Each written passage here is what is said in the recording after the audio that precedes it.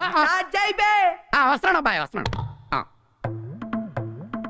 Hi friends, ఎలా ఉన్నారు అందరూ? I hope everybody fine. ఈ వీడియో జూనియర్ ఎన్టీఆర్ గారి మూవీస్ ఫిల్మోగ్రఫీ. నేను ఆల్రెడీ ఫస్ట్ పార్ట్ 1 చేసి ఉన్నాను. ఆ ఛానల్కి ఎవరైనా కొత్తగా వస్తే కనుక ఫస్ట్ పార్ట్ 1 చూడండి. లింక్ని డిస్క్రిప్షన్లో ఇస్తాను అండ్ ఐ కార్డ్స్లో కూడా పెడతాను. సో తప్పకుండా చూడండి. దయచేసి వీడియోని ఎండింగ్ వరకు చూడండి. ప్లీజ్ దయచేసి నా ఛానల్ సబ్స్క్రైబ్ చేయండి, లైక్ చేయండి అండ్ కమెంట్ చేయడం మాత్రం మర్చిపోకండి. Let's get into the video. Next movie Kantri. ఈ మూవీ 2008లో రిలీజ్ అయింది. Budget 18 crores, collection 23 crores. Movie average.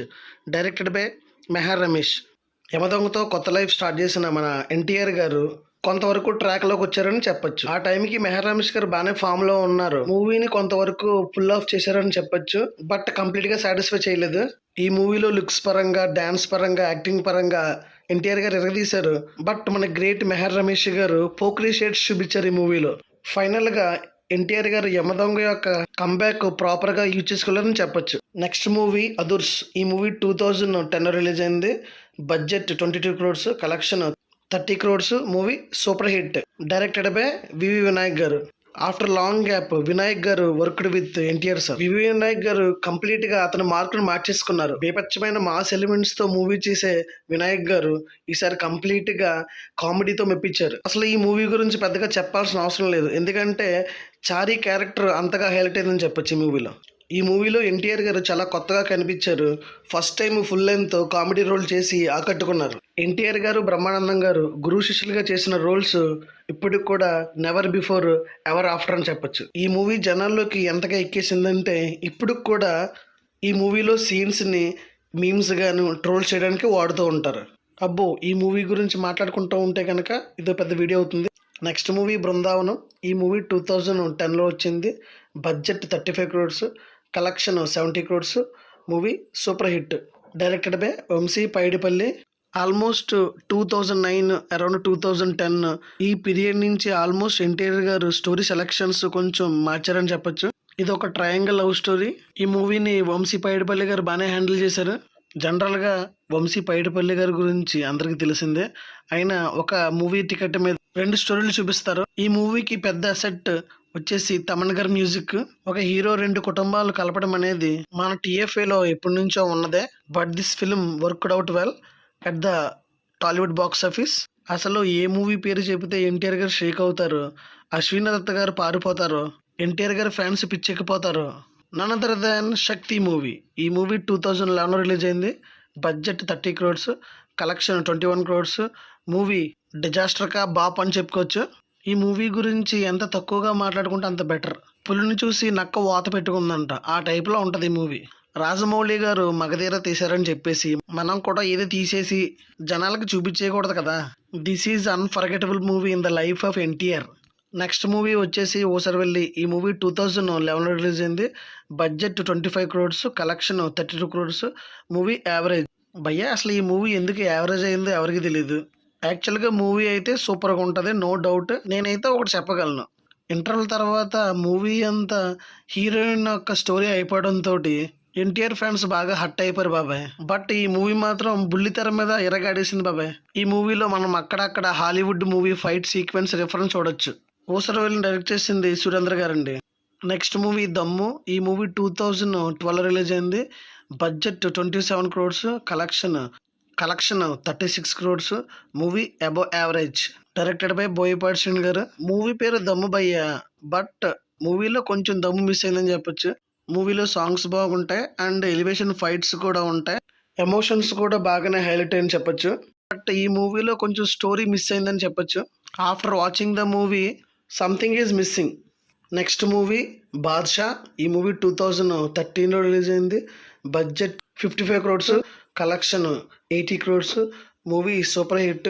Directed by Srinu Vaitla. అప్పటికే శ్రీను వైట్ల గారు ఫామ్లోనే ఉన్నారు అండ్ బ్రహ్మానందం గారు కూడా చాలా హిల్లేరియస్ రోల్స్ పడుతున్నాయి.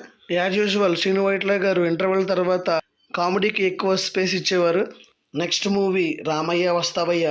ఈ మూవీ 2013లో రిలీజ్ అయింది. Budget 38 crores, collection 39 crores. Movie flop. Directed by Harish Shankar. Next movie Rabhasa. ఈ మూవీ 2014లో రిలీజ్ అయింది. Budget 30 crores, collection 29 crores movie flop. ఈ రెండు మూవీస్ యొక్క స్టోరీ ప్లాట్ సేమ్ గా ఉంటది. ఈ టూ మూవీస్ కూడా ఆడియన్స్ ని ఏ విధంగానూ కూడా మెస్మరైజ్ చేయలేకపోయాయి.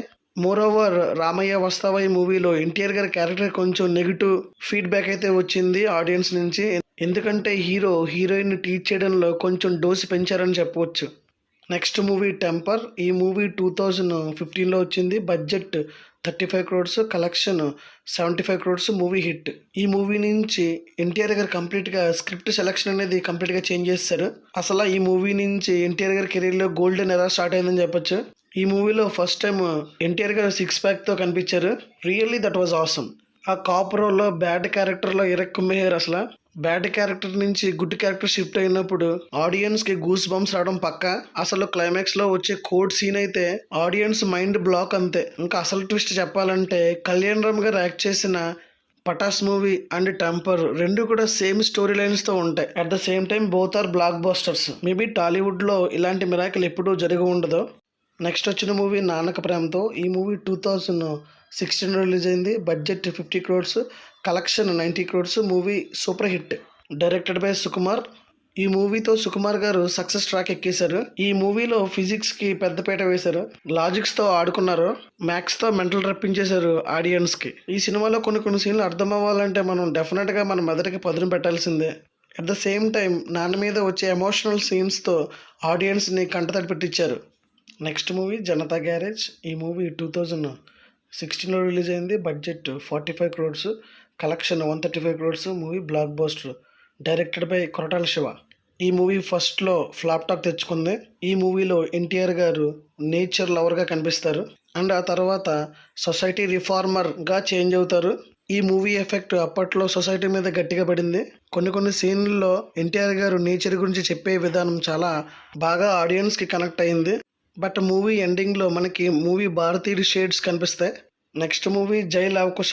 ఈ మూవీ 2017లో రిలీజ్ అయింది. Budget 50 crores, collection 132 crores, movie block buster. Directed by Bobby Ravindra.